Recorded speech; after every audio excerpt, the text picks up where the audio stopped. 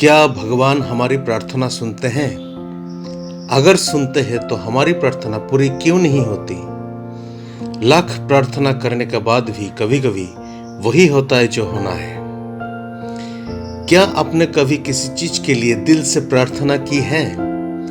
इतनी प्रार्थना कि आपको लगा अब तो भगवान को मेरी बात माननी ही पड़ेगी, लेकिन फिर भी वही हुआ जिसका आपको सबसे ज्यादा डर था।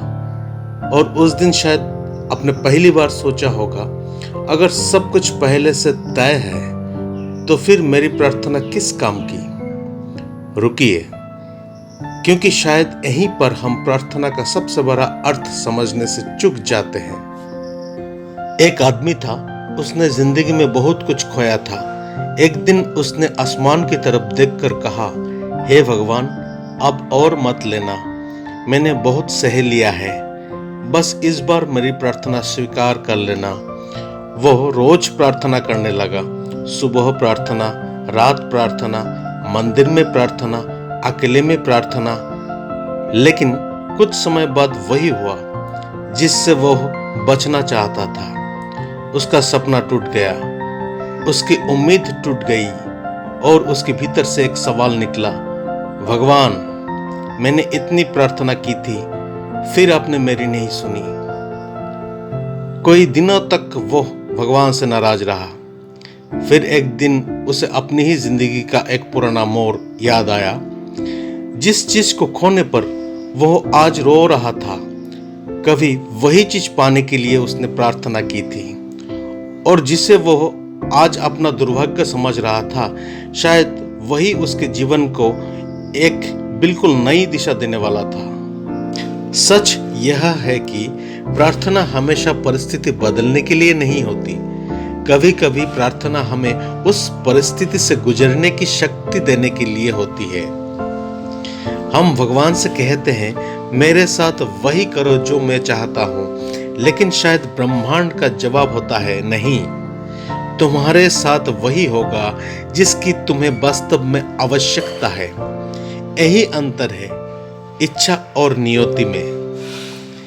हम भविष्य का सिर्फ एक छोटा सा टुकड़ा देख रहे होते हैं, लेकिन जीवन की पूरी कहानी हमारे सामने नहीं होती।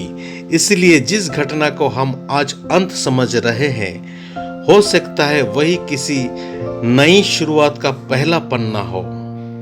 लेकिन इसका मतलब यह भी नहीं कि हमें हाथ पर हाथ रखकर बैठ जाना चाहिए।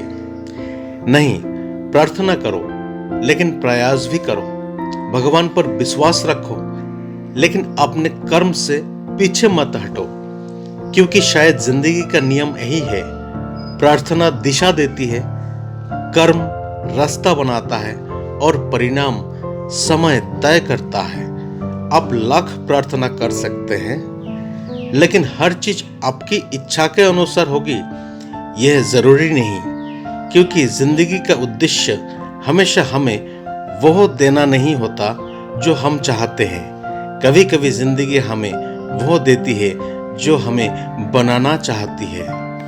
इसीलिए अगली बार जब आपकी कोई प्रार्थना पूरी ना हो तो तुरंत ये मत कहना, भगवान ने मेरी नहीं सुनी। एक बार शांत होकर पूछना, क्या पता मेरी प्रार्थना सुनी गई हो, बस उसका जवाब मेरी उम्मीद जैसा नहीं आया। क्योंकि कई बार जिस दरवाजे के बंद होने पर हम रोते हैं, उसी दरवाजे के पीछे ऐसी दुनिया होती है जिसमें हमारा भविष्य कैद होता है। और जब वह दरवाजा बंद होता है, तभी कोई दूसरा दरवाजा खुलता है। तो हाँ, लाख प्रार्थना कर लो, होगा वही जो होना है। लेकिन याद रखिए, प्रार्थना बेकार नहीं जाती। कभी वह परिस्थिति बदलती है, कभी समय बदलती है और कभी हमें ही बदल देती है।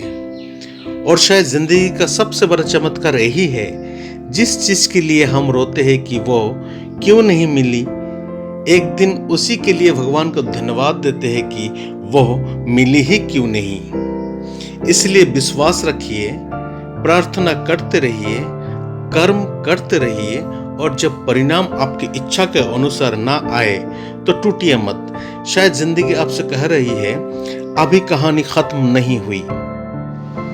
मैं हूं संजय सरकार, और अगर इस बात ने आपके दिल को छुआ है तो इसे सिर्फ सुनकर मत चाहिए, किसी ऐसे इंसान तक जरूर पहुंचाइए जो आज अपनी अधूरी प्रार्थना के कारण टूट चुका है, क्योंकि शायद उसे आज सिर्फ एक आवाज नहीं, एक उम्मीद की जरूरत है।